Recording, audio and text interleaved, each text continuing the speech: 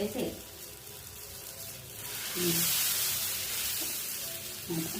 First dosa బాగా వచ్చింది కదా,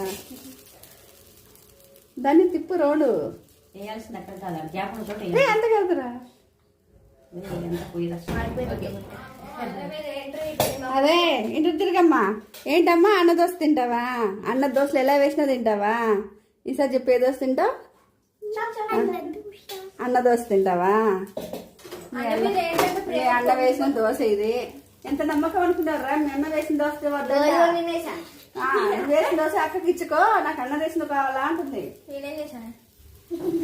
నీకు తమ్ముడు దోశ కావాలా? అంత పుణ్యం నేను చేసుకోలేదు. అన్న దోశలే. ఫస్ట్ దోశ బాగా వచ్చింది, అది వీడియో తీయలేదు. సెకండ్ దోశ ఓకే పర్లేదు, ఇది కూడా బాగానే వచ్చిందిలే.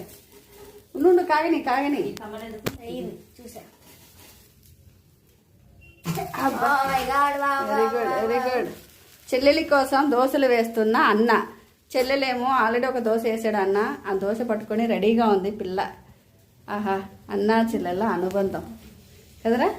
మా అన్న నా కోసం దోశ వేస్తున్నాడని ఎదురు చూస్తున్న చెల్లెలు.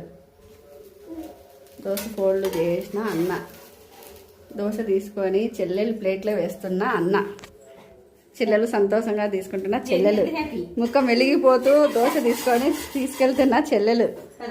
పద తిను.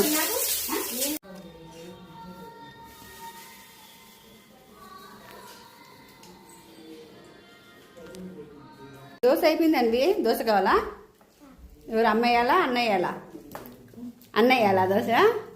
అమ్మేసిన దోశ వద్దా?